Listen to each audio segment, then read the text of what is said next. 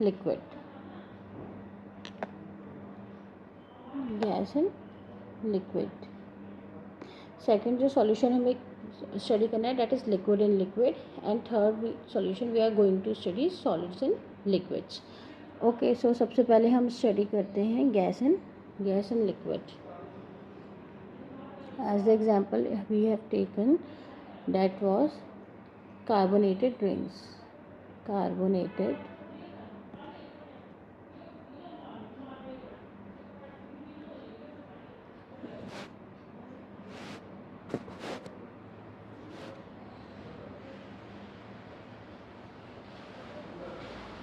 factors on which solubility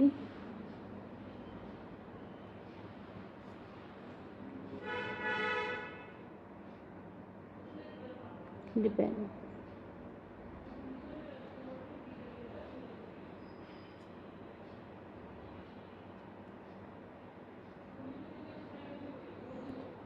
Nature of first वो depend करता है नेचर ऑफ द गैस, जिसको हमने डिज़ोल्व करता है उसकी नेचर क्या है उस पर डिपेंड करते हैं। हम लोग जनरली बोलते हैं इट इज़ सेड कि more easily a gas is liquefied, more easily a gas is liquefied. तो जितनी ईजली हम उसको लिक्विफाइड कर सकते हैं more it will dissolve, more it will dissolve. Okay, so more easily a gas is liquefied, more it will be dissolved, more will be the solubility. Okay, so ये liquefaction of gases जो है ये depend करती है critical temperature of gas. Okay, critical temperature को हम लोग TC से डिनोट करते हैं। क्रिटिकल टेम्परेचर क्या होता है? It is a temperature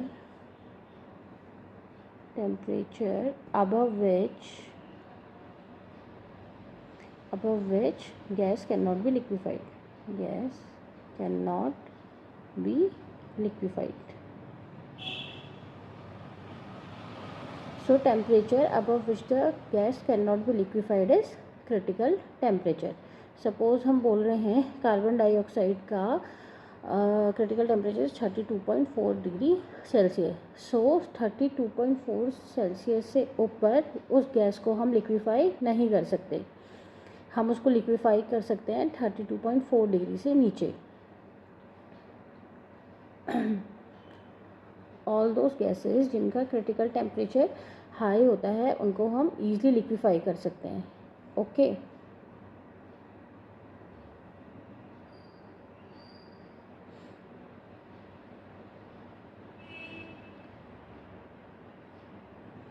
suppose जैसे हम हाइड्रोजन ले लें, हीलियम ले लें, तो इनका जो क्रिटिकल टेम्परेचर होता है बिलो रूम टेम्परेचर। सो कोई भी चीज़ अगर हम क्रिटिकल टेम्परेचर माइनस में है, ओके, उनको हम लिक्विफाई कर ही नहीं सकते हैं। सो इसका मतलब हाइड्रोजन को डिज़ोल्व करना बहुत मुश्किल होता है because we can not liquefy it. So जो ज़्यादा लिक्विफिएबल गैसेस हैं वो हैं carbon dioxide. Okay, another one is methane, sorry, another one is methane. इनके क्रिटिकल टेम्परेचर ज़्यादा होते हैं तो हम इसको ईज़िली लिक्विफाई कर सकते हैं।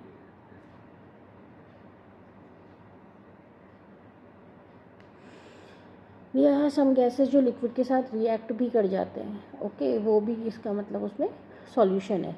फॉर एग्जांपल हम लोग लेते हैं अमोनिया, जब हम वाटर के साथ मिक्स करेंगे तो इमिडिएटली ये रिएक्ट कर जाएगा। Okay, NH4, so this gas can also be easily dissolved. Okay, now second, ये किसके ऊपर डिपेंड करता है? Temperature.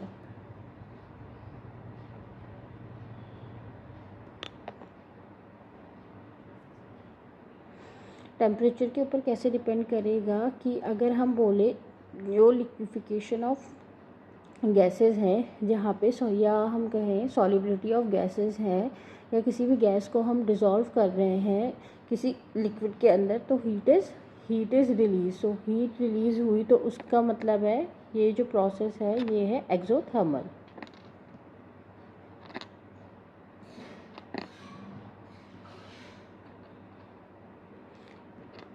So according to Le Chatelier's principal,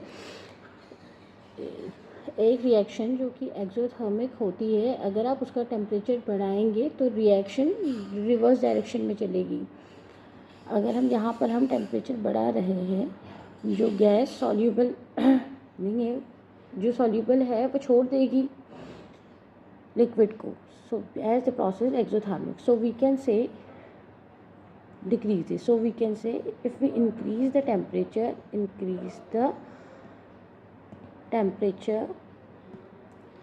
solubility of gases decreases. Solubility of gases what decreases.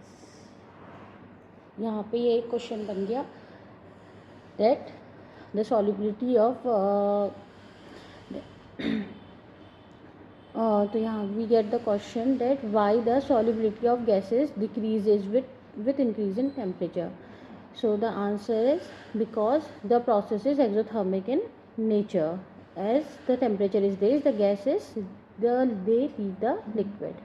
Okay, and hence the solubility is going to decrease. So we are saying with increase in temperature, solubility of the gases decreases. फिर एक बहुत important factor है जो बहुत ज़्यादा effect करता है solubility को, that is pressure. So the third one is pressure.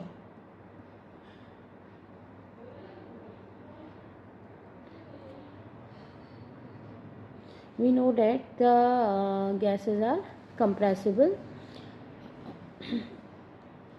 okay,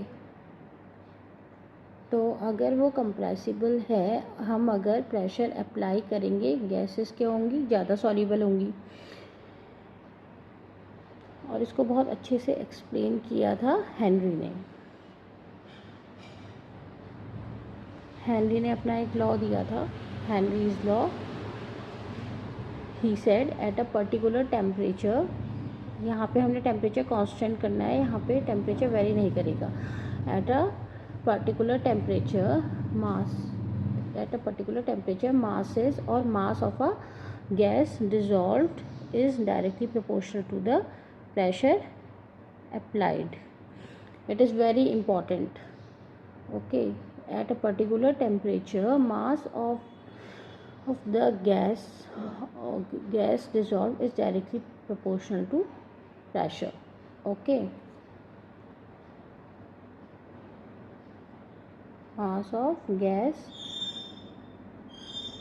dissolved is directly proportional to pressure of the gas. Okay, and temperature should be constant. Temperature क्या होगा? Temperature is constant.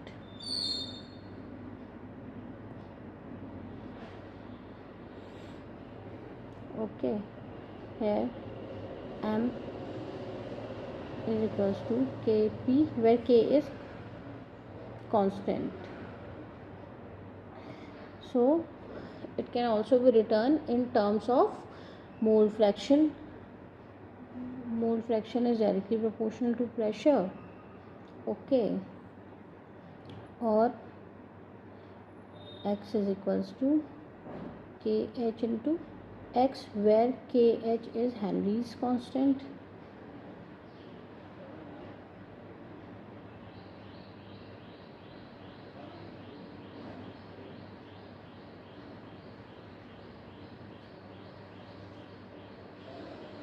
Okay.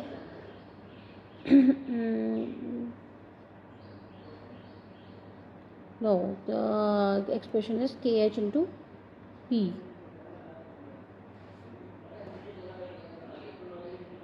KH into P. Okay, K dash or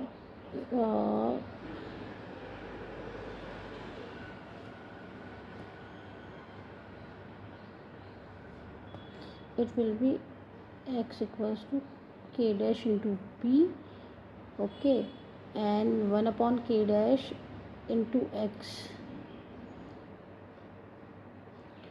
K dash into P, or 1 upon K dash into X, that is equals to P, and 1 upon K dash is equals to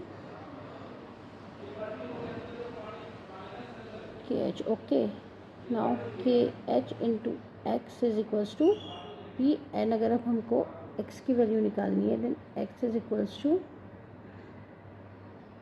1 upon KH into P, right. And over here आप देखो, ये जो mole fraction है that is inversely behave कर रही है Henrys constant के साथ. ओके, तो इसका मतलब हुआ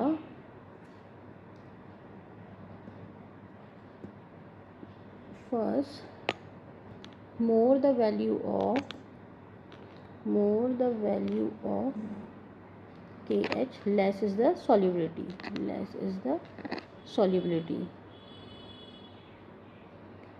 If the value of KH ज़्यादा होगा, the solubility is that is going to be less. All those gases जिनकी KH value ज़्यादा है, they are less soluble. Number 2, the value of KH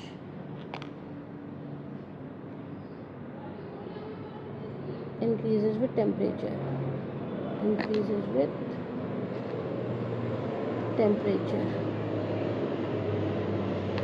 अगर हम टेम्परेचर इंक्रीज़ कर रहे हैं तो KH की वैल्यू भी इंक्रीज़ हो रही है. KH की वैल्यू इंक्रीज़ हो रही है तो सॉल्युबिलिटी क्या हो जाएगी, डिक्रीज़ हो जाएगी. दैट इज़ द रीज़न जो एक्वेटिक एनिमल होते हैं वो वार्म वाटर में कंफर्टेबल नहीं होते हैं, क्योंकि ऑक्सीजन जो है वो डिज़ोल्व कम होती है हॉट वाटर में. Okay,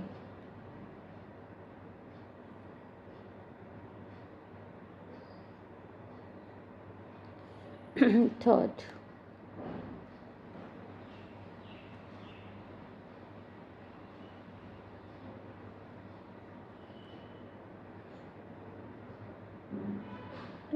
decrease. Now what are the applications of Henry's law?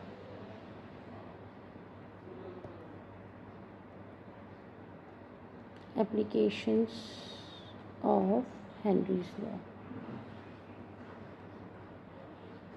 First application जो हम ले रहे हैं दैट इज़ हेनरीज लॉ की. Applications of Henry's law. First application जो हम ले रहे हैं दैट इज़ हेनरीज लॉ की.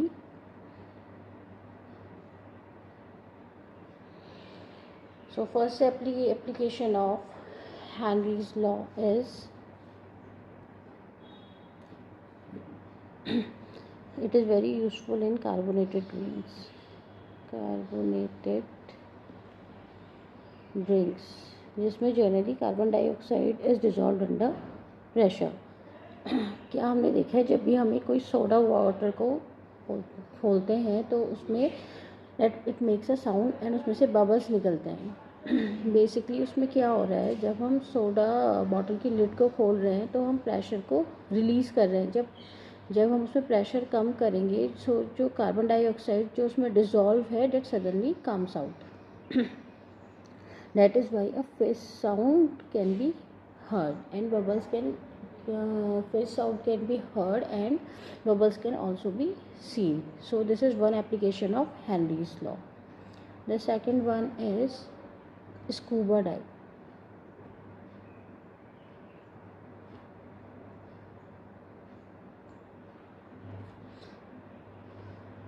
स्कूबा डाइवर्स वो होते हैं जो अंडर द सी जाते हैं to study the aquatic life. Okay, scuba divers में क्या होता है, जैसे ही वो अंडर द सी वो जाएंगे, the pressure is going to increase, the pressure is going to increase. वो चले गए, वो अंदर, प्रेशर इंक्रीज हो गए, देख लिया उन्होंने सब कुछ। अब अंदर ही तो नहीं रहना है, बाहर भी आना है। So when they come out, उसमें से जो प्रेशर क्या होगा, कम हो जाएगा। सो जो डिज़ोल्व गैसेस जो हमारी बॉडी के अंदर गई हैं वो एकदम से बाहर निकलेगी, जिसकी जितनी सॉलिबिलिटी कम होगी वो उतनी जल्दी बाहर निकलेगी। जो नाइट्रोजन एकदम से क्रश आउट कर जाते हैं। जब नाइट्रोजन निकलता है वो इस तरह से निकलता है, वो कैपिलरीज के अंदर बबल्स बना देता है। ओके, सो वो जो बबल्स बनते हैं they are known as vents, they are known as vents. Vents are nothing but they are bubbles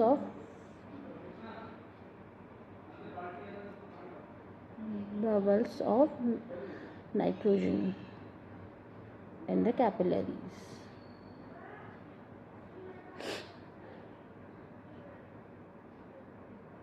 ये जो बबल्स बन गए कैपिलरीज के अंदर, ये क्या करेंगे, they cut the supply of oxygen. So अगर ऑक्सीजन की सप्लाई कट हो जाएगी बॉडी के अंदर तो क्या होगा, हम ब्रीथ नहीं कर पाएंगे। और ये जो बैंड्स जो होते हैं बहुत ज़्यादा पेनफुल भी होते हैं, because they cut the supply of oxygen. अगर बहुत ज़्यादा बैंड्स हो जाएंगे कैपिलरीज में। ओके, सो क्या करते हैं, जो सिलेंडर्स होते हैं उसमें डालते हैं मिक्सचर ऑफ गैसेस डाल देते हैं सिलेंडर में।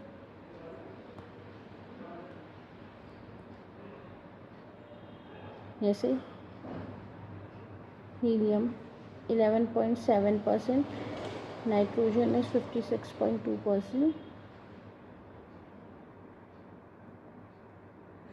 and certain amount of oxygen is taken, that is 32.1%. Okay, so this is the composition of the cylinder that is taken by scuba divers. क्यों ऐसा किया है हमने, because solubility of helium is less than that of nitrogen. Also the size of helium atom is small. Also size of helium atom is small, such that they can pass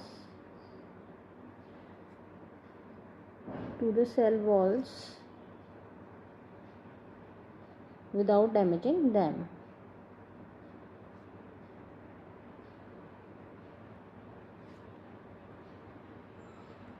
सो जो helium जो है nitrogen की वजह से जो band create होते हैं उसको वो कंट्रोल कर देते हैं। That is why this composition is used. Okay, similarly जो माउंटेनियर्स होते हैं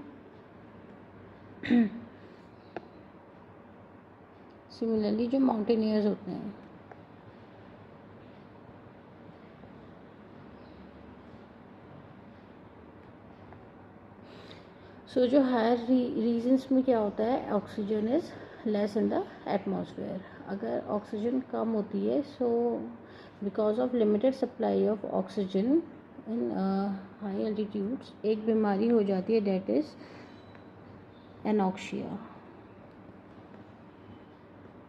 एनॉक्सिया बेसिकली क्या है, temporary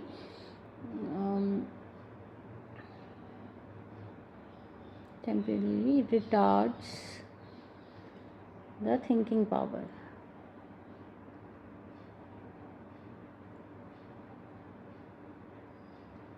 Thinking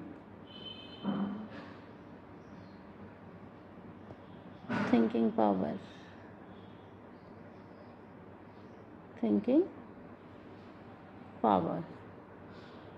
Okay, it temporarily retards the thinking power.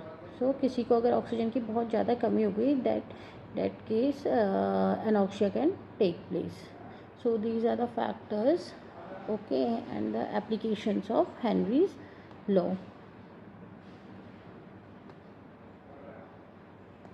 So next we go on the second type of solutions, solids and liquids.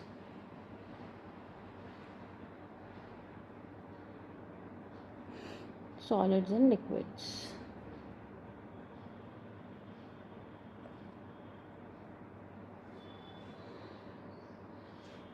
Solids and liquids.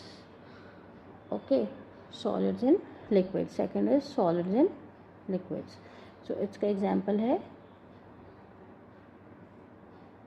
sugar in water, salt in water. ये सारे इसके examples हैं. So factors हैं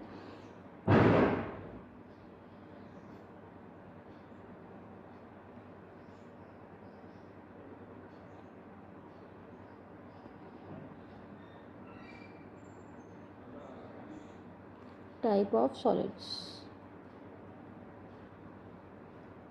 First factor is types of solids. Okay, chemistry में एक principal होता है like dissolve like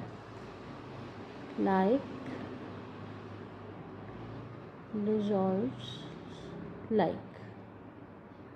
मतलब जो पोलर होंगे सॉल्यूट्स या आयनिक सॉल्यूट्स होंगे, आयनिक और polar, they are going to dissolve in water, whereas we are talking of non-polar solutes.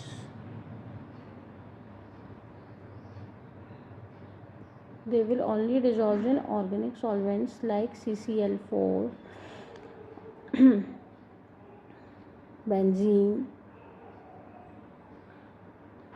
Okay, so when we talking of any ionic or polar, they will be easily soluble in water, like NaCl is easily soluble in water. But if we are talking of any organic solution like sand, so that will dissolve in CCl4 or benzene. Okay, type of solute के ऊपर solubility depend करती है. Second we come to pressure. We know that solids are incompressible. Okay, pressure does not have any effect on the solubility of the solids in liquids.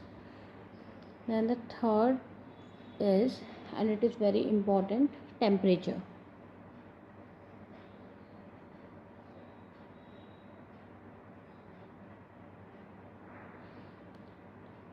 अब जो temperature जो है इसका बहुत ज़्यादा कंट्रोल रहता है सॉलिड्स इन लिक्विड्स में. फॉर एग्जांपल, ओके, अगर हम जब भी हम सॉलिड्स, एक सॉल्यूट और सॉल्वेंट को डिसॉल्व करते हैं, उसमें दो तरह के एनर्जी चेंजेस होते हैं. या तो एनर्जी विल बी रिलीज और अगर एनर्जी रिलीज होगी तो process exothermic, and if energy is absorb the process is endothermic. In both the cases, so we are in both the cases we will study differently. Just first for endothermic processes, that अगर हम solute and solvent को mix कर रहे हैं और energy क्या हो रही है, एब्जॉर्ब हो रही है, in that case solubility increases with increase in temperature. जैसे जैसे टेम्परेचर इंक्रीज होता रहेगा वैसे वैसे सॉल्युबिलिटी भी इंक्रीज होती रहेगी. ओके,